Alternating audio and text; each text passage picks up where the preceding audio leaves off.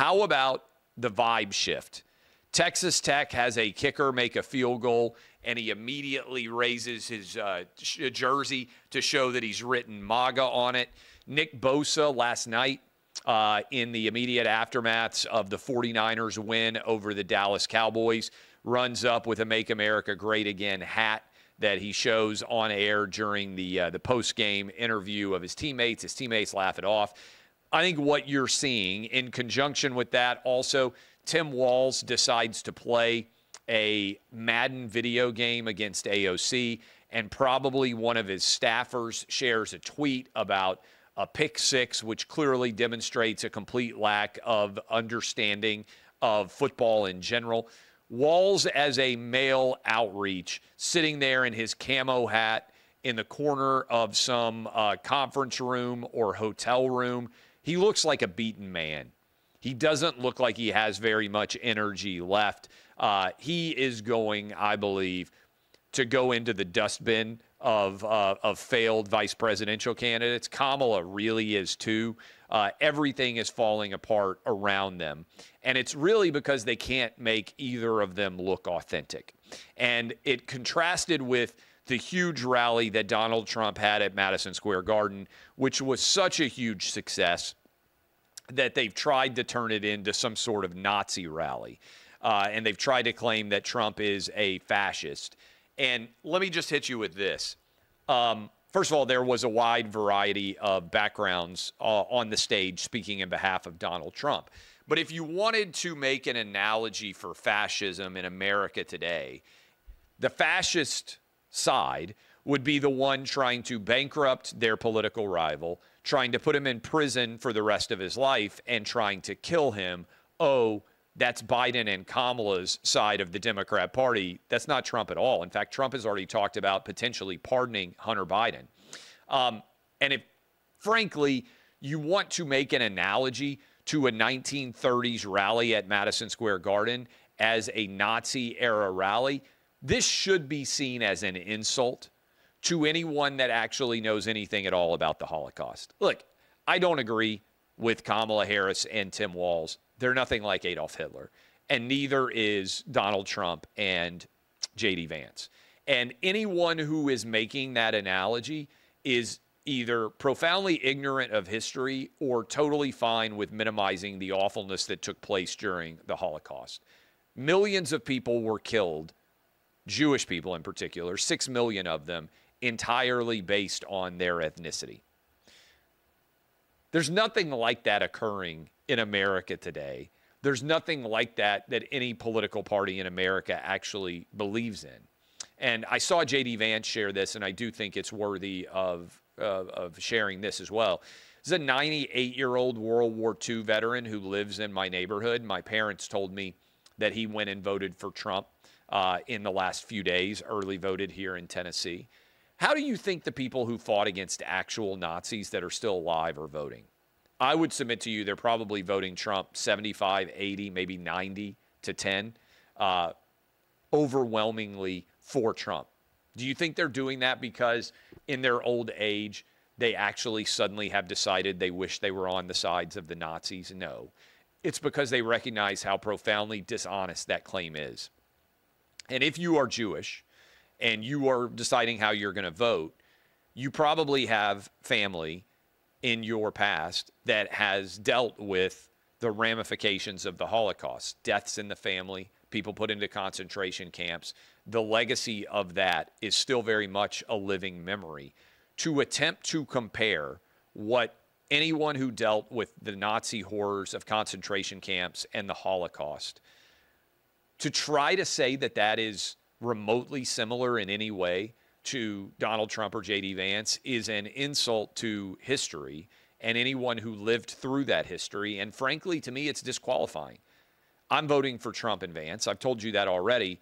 But if I were Jewish and I were undecided how I would vote, trying to argue that Trump is the equivalent of what happened to my family during the Holocaust and Adolf Hitler's reign would be so insulting to me that I would vote for Trump. And I think that's actually the way it's going to play going forward when Kamala's final campaign is arguing that Trump is Hitler or Trump is a fascist or there are jokes that were said at a rally that they don't like, you're not gaining any male vote. You're not gaining any undecided voters. And I believe Trump is going to end up winning this election by a comfortable manner. In fact, I think Trump is going to win the outright popular vote, not only the Electoral College. But let's check the market as I am speaking to you right now at 3:20 Eastern. On Monday, Trump is at 66% likely to win, 34% on Kamala Harris. And then you can go in and check out what the individual state results look like in terms of the vote. And if I click on swing states and go in here, Trump is up 62% to 39% in Pennsylvania. Trump is up 54% to 48% in Michigan, which is a very, very close gambling market. In Arizona, Trump is up 74% to 26%. In North Carolina, Trump is up 71 to 29%. These are gambling market ads. In Wisconsin, Trump is up 59% to 41%. In Georgia, Trump is up 74% to 26%. And in Nevada, Trump is up 64% to 36%. Now, I'm going to try to get you the absolute latest numbers, but you can actually go in and see how Republican and Democrat voters are actually voting right now in the early voting. And those numbers are very, very favorable towards Donald Trump. And let me hit you with some of these. Right now in Pennsylvania, Ryan Gerdusky shares, there are going to be, well, let me just give you the actual data. Right now, Republicans have requested roughly 100,000 fewer absentee ballots so far than they did in 2020. So the Republican absentee ballot request in 2024 is going to be very similar to what the numbers were in 2020. Democrats are down 765,000 absentee ballots. Now, Democrats are saying, so that would mean just on absentee ballot requests that Republicans are up 600,000 votes just based on that. Now, Democrats are saying, oh, that was because of COVID. All of these people are going to go in person to vote on Election Day. Do you believe that? I don't. I think Trump is going to win Pennsylvania, and I think that's strong evidence of why. Arizona early vote. They break it down by party. Republicans have a 99,000 early vote margin over Democrats in Arizona. That's a pretty substantial lead that I believe is consequential. North Carolina, they also break it down by Republican versus Democrat. In North Carolina, there is a 30,000 vote lead for Republican voters out there so far. And I'll give you the absolute latest because you can look it up every 10 minutes at updates in Florida, where Republicans are running roughshod over Democrats in early voting. This is where I think the gambling odds are getting their vote ideas from. Right now, Trump has Republicans, to be fair. Republicans have a 12% vote margin in early voting and in mail voting in the state of Florida, 45 to 33. Why is that consequential? When Trump won in 2020, Democrats actually had a margin of +4 when voting started, and Trump ended up winning by 3. So Trump is going to win Florida by double digits, and it may be closer to 15 than it is to 10. And one reason why, it's a great story that hasn't been told very much. Miami-Dade County has flipped Republican. This is a big deal because as recently as 2016, Hillary won Miami-Dade County by 30 points. And even in 2020, Joe Biden won it by 7. As I am talking to you right now, Republicans are winning it by 5. So we're talking about a 35-point swing since Hillary Clinton won in 2016 in the direction of Republicans, and it may end up a double-digit win in Miami-Dade County before all is said and done. Republicans have flipped that county in a big way. And you know who's voting there? To a large extent, lots of minorities. And that is because many minorities have recognized that they have been told lies about Donald Trump, and they are rectifying that by showing up in big numbers for him. So that is the actual data on the ground. You can go look it up yourself. This is all public information. And again, it's not broken down by political candidate, but it is broken down by Republican or Democrat voters. And that is a hugely differential impact.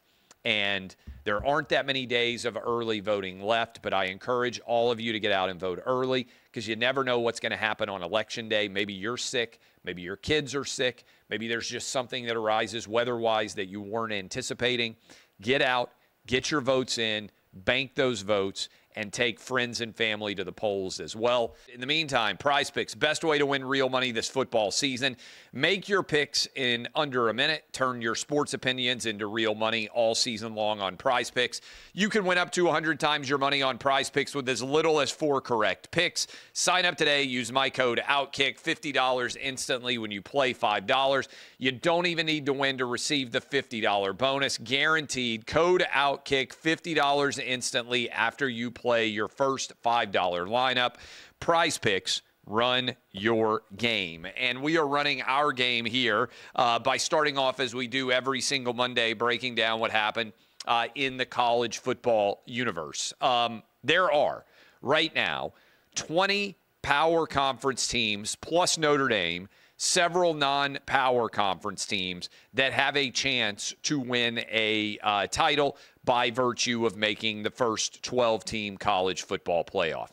7 of those teams are in the SEC. I'm going to run through them with you, break down what the significance is of them. 5 of them are in the ACC, 4 in the Big 12, 4 in the Big 10, and we also have Notre Dame, which is looking like it may well finish 11-1 with a win over Texas A&M. And that Texas A&M win is looking better and better because the Aggies are 5-0 so far in the SEC. And they got a big win in the second half.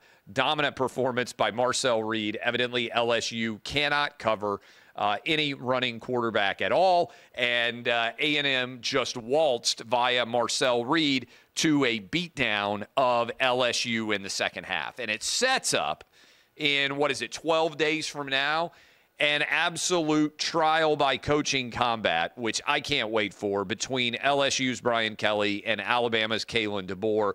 One of those fan bases is going to survive and advance. The other one is going to lose, and they are going to be ready to tar and feather their head coach. Either Alabama or LSU is going to have it out for either Brian Kelly or Kalen DeBoer. We'll get to that in a minute. That will be an elimination game in the college football playoff race. But A&M with the biggest win of recent history at Kyle Field. I know they beat Alabama a couple of years ago, but that was a disappointing Texas A&M team. The Aggies have lost a lot of big games over the years when they've been a top 10 caliber team at home at Kyle Field with an incredible home field environment. And now they've got a tough game on the road against South Carolina. Then they have Auburn, and then they get to close against Texas for what will probably be the biggest game in Aggie land ever, maybe. Certainly since they joined the SEC. The only other biggest game was Alabama on the road against Johnny Manziel the year after A&M pulled off the huge upset at Bryant-Denny Stadium that basically won Johnny Manziel the Heisman Trophy. I think that was a 49-42 finish game, if I remember correctly. But just an incredible win for Texas A&M. Collapsed by LSU in the second half after they were comfortably in command for much of the first half. Couldn't figure out how to handle Marcel Reed in the second half. So, as a result, let's dive into what we learned in college football. I write this every single week. Thousands of words go up. Encourage you, as many of you have been for a long time, to read it on every Sunday morning. I wake up and write out thousands of words trying to make sense of everything. Congrats to Penn State, by the way, for getting the win over Wisconsin. Strong second-half performance. Indiana, Iowa State, and BYU are the three undefeated teams that nobody thought would arrive undefeated by the time we got to November, and they're making things challenging there. But let's go into each of these conferences and talk about the playoff race. Right now in the SEC, there are 7 teams still alive for the college football playoff. We have played September and October, and we have eliminated 9 SEC teams, and 7 are still alive. As I mentioned to you, the Alabama-LSU loser will be tossed next week, November 9th, I think, if I'm correct about that. November 9th, we will have an elimination game there. But in the meantime, Georgia, Texas, Tennessee, Alabama, Texas A&M, Ole Miss, and LSU are all still alive for the playoff. Now, we don't know how many at-large bids there are going to be. We don't know exactly how many teams there are going to be that are going to be able to make it. But remember, there may only be a handful of at-large bids before all is said and done based on how everything else is shaken out. But those are the 7 teams that are alive in the SEC. In the Big Ten, there are 4 teams that are still alive for the college football playoff. Oregon, who is basically in, Penn State, who is close to being in, Indiana, who's come out of nowhere, and Ohio State. Early prediction here, I like Penn State to beat Ohio State and put Ohio State on the borderline of whether or not they're going to make the college football playoff. Because other than losing to Oregon and losing to Penn State, what game are you going to point to on the Buckeye resume and say, oh, my goodness, they've been amazing. They definitely deserve to get in at 10-2. I'm not sure. By the way, maybe you would point to Indiana before all is said and done, but I'm not sure they'd beat Indiana if they lose to Penn State. They were very fortunate to get past Nebraska. Did not look very good in that game. So those are the 4 that are alive. In the Big 12, there are 4 teams that are alive. Iowa State and BYU, who both remain undefeated. And then you have Colorado, who only has 1 loss in conference. And remember, the conference champ automatically gets in. And then you got Kansas State. So it's possible the Big 12 is going to steal a playoff bid. And that could easily happen if you ended up with 12-0 BYU against 12-0 Iowa State, which is probably the ideal result for the college football playoff for the Big 12, because that would guarantee both those teams make the playoff. But that is the scenario. Those are the 4 teams that are still alive in the Big 12. Colorado probably the surprising team there. And each team continues to win close games if you're Iowa State and you're BYU. How about the ACC? This surprises a few people. There are 5 alive. And when I say alive, I mean they can win the conference championship. Those 5 teams, some of them are everybody talks about Clemson, Miami, myself included, and that has been the overwhelming focus of the ACC so far. And I still think it's the most likely ACC title game. But SMU is undefeated in conference. Virginia Tech has only 1 loss. And you've got a situation where SMU, where Pitt, who remains undefeated, who knows what might end up happening. So there are 5 teams, including Virginia Tech. If Virginia Tech won out, they'd be in the ACC championship game, and they would actually potentially be able to get a bye at 10-3 after losing to Vanderbilt, which is why I think the 4 automatic byes are going to ultimately end up being challenged. Then you got Notre Dame. Not a lot left on that schedule. Notre Dame with the worst loss of the season against Northern Illinois. Northern Illinois is now 1-3 in the MAC. So it's not just that Notre Dame lost. It's that it's by far the worst loss. But Notre Dame got the road win against Texas A&M. And if Texas A&M keeps winning, they are going to be dragging Notre Dame along, and it's going to be impossible for 11-1, in my opinion, Notre Dame not to get in, given that early season win over Texas A&M. So that's kind of the big picture analysis of college football as we sit right now and get ready for everything that is coming on that scenario. My OutKick top 10, remember, I only rank based on what we've seen on the field. I've got Oregon 1, Georgia 2, Penn State 3, Texas 4, Miami 5, A&M 6. I dropped Ohio State all the way to 7. I've got Tennessee 8, Clemson 9, and Notre Dame 10. That means, based on the way that I have these teams ranked, my playoff 12, as we get ready to enter November, I would have Oregon as the overall number 1 seed, Big Ten champ. I have Georgia as the likely SEC champ, number 2 overall. I've got Clemson, 3rd place, ACC champ. Then I've got BYU right now projected as my Big 12 champ. I've got Penn State in the 5 spot, Texas in the 6, Miami 7, A&M 8, Ohio State 9, Tennessee 10, Notre Dame 11, and Boise State 12. That means in my playoff right now, Penn State would host Boise State in Happy Valley. Texas down in Austin would host Notre Dame. Miami would host Tennessee down in South Florida, and A&M would host Ohio State. It's a lot of really good matchups. I think most of you would have to sign off on those. Okay. Power rankings of the SEC 1 to 16. Georgia 1, Texas 2, Texas A&M 3, Tennessee 4, Bama 5, LSU 6, Ole Miss 7. I think that's probably a fairly consistent top 7. Those are the 7 teams that are still alive for the playoff. Then I've got Arkansas 8, Mizzou a disappointing 9. You had 2 big games this year, Mizzou. At A&M, you got waxed. At Alabama, you got waxed. You lost both of them by 30 or more. Mizzou's playoff chances are out the window. We'll see how they finish down the stretch. They could still go 10-2, but I think it's fair to say this is not a great Mizzou team. I've got Vandy 10, South Carolina 11, Florida 12, and I do think Florida can pull off an upset down the stretch run here. Oklahoma 13, Auburn 14, Kentucky 15, and Mississippi State I've got in the number 16 spot. Okay, couple of other things that are out there.